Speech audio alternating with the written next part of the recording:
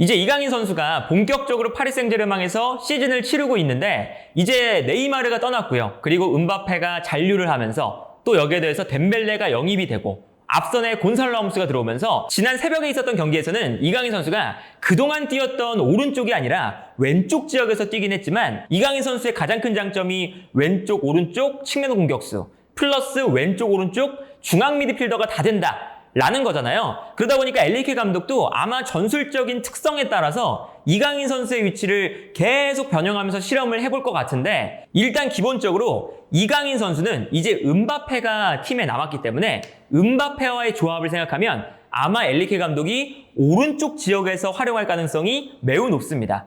이강인 선수가 오른쪽 중앙 미드필더로 나오거나 아니면 덴벨레가 나오지 않을 때 오른쪽 측면 공격수로 나오게 될 거예요. 왜 그러냐면 일단 파리 생제르맹이라는 팀은 음바페의 영향력이 매우 강한 팀입니다. 그래서 음바페가 재계약을 할 때 요청했다고 알려져 있는 몇 가지 요소들이 있죠. 그래서 첫 번째로 음바페가 요구했던 게 어떤 거였냐면 네이마르와 너무 동선이 겹친다. 네이마르도 왼쪽에서 뛰고 음바페도 왼쪽에서 뛰다 보니까 이게 뭐 여러 가지 나왔던 이야기 중에서는 네이마르와 음바페의 사이가 안 좋다. 그런 것도 있었지만 요 동선에 대한 문제도 아마 있었을 거예요. 우리가 단순하게 생각을 해보면 네이마르는 플레이메이킹 그리고 음바페는 침투를 해 들어가니까 음바페 침투, 네이마르 스루 패스 이러면 사실 너무나 좋은 조합이잖아요. 그런데 네이마르도 왼쪽에서 접고 들어오고 음바페도 왼쪽에서 접고 들어오니까 약간 안 맞는 플레이들이 좀 나왔었어요. 반면에 오른쪽에 있는 메시는 아무래도 음바페와 동선이 멀리 떨어져 있는 선수다 보니까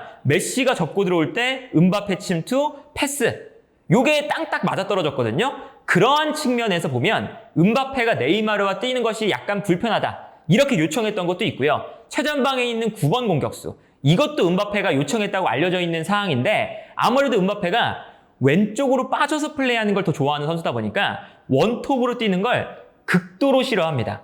그래서 프랑스 대표팀에서도 처음에 음바페가 일단 공격수로 활용될 때가 몇 차례 있었어요. 그리고 2018 월드컵에서도 음바페가 최전방에 나오거나 아니면 오른쪽 측면 공격수로 나와서 그리즈만, 음바페, 덴벨레 혹은 그리즈만, 음바페, 덴벨레 이렇게 될 때가 많았거든요. 음바페가 최전방에 있으면 상대 수비랑 싸워야 되는 상황이 나오잖아요. 그런데 음바페가 이러한 플레이에 강점이 있는 선수가 아니죠. 그러다 보니까 최전방 공격수 자리에 누구를 두었느냐? 지루를 두면서 음바페를 살려 쓰기 시작합니다. 그래서 그때 당시의 전술을 생각을 해보면 그리즈만이 공격형 미드필더에 있었고요. 음바페가 그때는 약간 오른쪽에서 뛰는 시간도 많았어요. 오른쪽에 뛰게 되면서 중앙 미드필더 라인에 3명의 미드필더를 구성을 했었죠. 아마 이게 뭐 새벽의 축구 전문가에서는 아마 채널 초창기 때가 이 2018 월드컵이었을 거예요. 그래서 그때 한번 영상을 보시면 똑같은 얘기가 아마 있을 텐데 그리즈만이 중앙, 음바페가 오른쪽 그러다 보니까 왼쪽 공간이 아예 비어있는 상태가 돼요. 그리고 음바페가 오른쪽에만 있는 게 아니라 왼쪽으로 이제 움직일 때가 있는데 어쨌든 음바페가 오른쪽에서 나오든 왼쪽에서 나오든 수비 자체를 많이 하지 않는 선수다 보니까 왼쪽 중앙 미드필더인 마투이디 혹은 톨리소가 왼쪽 측면을 계속 왔다 갔다 하는 역할을 맡았었죠. 그러면서 자연스럽게 이 수비에 대한 부담감을 줄여주는 역할이었거든요. 그리고 수비할 때는 톨리소나 마투이디가 측면으로 움직이고 이때 미드필더 라인이 내려갈 때 그리즈만이 중앙 미드필더처럼 내려가면서 음바페만큼은 수비로 가담하지 않는 모습을 보여줘요. 그러니까 이 미드필더 라인에서 어쨌든 음바페의 부족한 수비를 채워줄 수 있는 선수 이 역할을 음바페가 파리 생제르맹에서도 원하고 있는 겁니다. 그래서 지금 프랑스 대표팀을 보면 음바페가 파리 생제르맹에 요구했던 것들이 프랑스 대표팀에 정확하게 일치하는 것들이 있어요. 일단 오른쪽에 덴벨레가 뛰죠. 그리고 최전방에 지루 자신이 원톱으로 뛰지 않아도 되는 그리고 연계 플레이가 뛰어난 그리고 자신을 위해서 공간을 만들어줄 수 있는 공격수가 존재를 합니다. 그리고 미드필더 라인에는 누가 있냐면 왼쪽 중앙 미드필더 자리에 라비오가 있죠. 그러다 보니까 프랑스 대표팀이 공격을 하는 장면을 보면 최전방에서 지루가 수비를 끌어당깁니다. 끌어당기면서 공간이 만들어질 때 음바페가 침투에 들어가고요. 이때 비어있는 왼쪽 공간을 라비오가 채워주죠. 그리고 여기에 대해서 수비할 때도 라비오가 사실상 왼쪽 수비고요. 그리즈만이 내려가면서 중앙 미드필더처럼 뛰고 그리고 심지어 우스만 덴벨레도 이제 바르셀로나 초창기 시절에는 수비를 거의 안 했는데 점점 더 시간이 지날수록 특히나 지난 시즌부터는 덴벨레가 어느 정도 수비도 하거든요. 그래서 월드컵 때는 덴벨레가 내려와서 두 줄 수비를 만들어줬어요. 이렇게 되면서 사실 음바페가 왼쪽에서 뛰지만 중앙 지역에서 뛰는 시간도 많고 그리고 수비를 할 때는 사실 음바페가 안 내려가니까 왼쪽 중앙 미드필더가 이 공간을 커버를 해주거든요. 그런데 이러한 패턴이 아마 파리 생제르맹에서도 동일하게 나타나지 않을까라는 생각이 일단은 들어요. 그래서 프랑스 대표팀을 빗대서 파리 생제르맹을 생각을 해보면 예를 들면 이런 거죠. 최전방에 있는 곤살로 아무스가 계속 움직이면서 공간을 만듭니다. 그러면 음바페가 뛰어들어갈 수 있는 공간이 생기죠. 그럼 여기서 이강인 선수가 패스를 찔러주면서 일단 패스를 찔러주는 그리즈만의 역할을 첫 번째로 할 수가 있고요. 그리고 여기에 대해서 수비할 때는 음바페가 수비로 많이 내려오지 않다 보니까 이제 어떤 역할이 될 수가 있냐. 정삼각형 형태로 파리 생제르맹이 미드필더 라인을 구성한다면 왼쪽 미드필더가 음바페가 내려오지 않는 공간을 커버를 해주죠. 그러면 이강인 선수가 공격형 미드필더 자리에 있다가 마치 그리즈만처럼 한 칸 내려와서 중앙 미드필더의 역할을 합니다. 그리고 반대편에 있는 덴벨레는 뭐 프랑스 대표팀에서 하던 것처럼 수비를 그렇게 잘하는 편은 아니지만 어쨌든 음바페가 안 내려오기 때문에 수비적인 보완을 해주기 위해서 두 줄 수비를 만들거든요.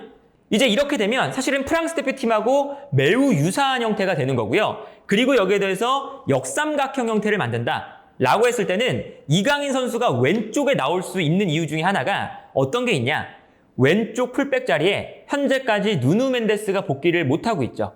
누누 멘데스가 사실 여기 나오면 누누 멘데스랑 음바페가 굉장히 잘 맞는 조합이거든요. 왜 그러냐? 누누 멘데스가 오히려 하키미보다 공격성이 더 심한 선수예요. 그래서 누누 멘데스가 올라오면 음바페가 지루가 끌어당기고 안쪽으로 들어갔을 때 자연스럽게 음바페의 비어있는 공간으로 누누 멘데스가 수비를 끌어당기거나 이렇게 음바페를 위한 공간을 또다시 만들어줄 수 있거든요. 그래서 누누 멘데스가 음바페랑 아마 잘 맞아 떨어지기 때문에 시간이 지나면 누누 멘데스가 주전으로 나올 텐데 그런데 아까 영상 초반에 말씀드렸던 것처럼 기본적으로 이 음바페와 이강인은 음바페와 메시처럼 서로 떨어져 있을 때 그리고 이강인이 패스를 찔러주는 선수다 보니까 반대편에서 음바페를 바라볼 때 마치 지난 시즌 메시처럼 음바페에게 찔러줄 수 있는 패스를 가져갈 수가 있거든요. 그래서 기본적으로는 이강인을 오른쪽에 쓰는 게 더 좋아요. 그러다 보니까 이제 누누 멘데스가 복귀를 하면 어떠한 형태가 될 가능성이 높느냐.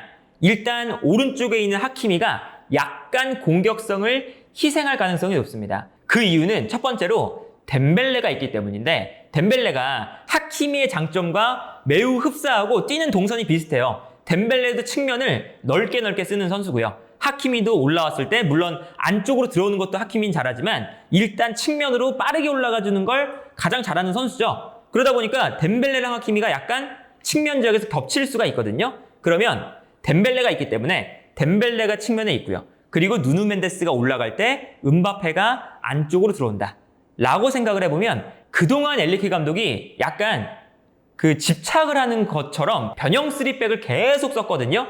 심지어 하키미를 왼쪽으로 쓰면서 하키미를 올려 쓰고 오른쪽에 있는 수비수 자리에 마르키뉴스를 쓰면서 변형 3백을 쓸 때도 있었어요. 그러니까 기본적으로 누누 멘데스가 올라가면 하키미가 아무리 오른쪽에 있다고 하더라도 변형 3백을 만들면서 물론 변형 3백에서 지금 리버풀이 하는 것처럼 로버트슨이 변형 3백 만들 때 약간 올라가서 뛰거든요. 그리고 맨시티에서도 워커가 3백을 만들 때도 약간은 올라가는 역할이잖아요. 그러한 역할, 이제 뭐 흔히 말하는 풀터백의 역할을 맡길 가능성이 높습니다. 그러면 자연스럽게 누누 멘데스가 이 왼쪽 공간을 커버해주기 때문에 이강인이 더 이상 왼쪽에서 뛸 이유가 약간은 사라지죠. 그러면 이강인을 오른쪽에 두면서 파리 생제르맹의 전술이 공격적인 형태가 이렇게 될 수가 있어요.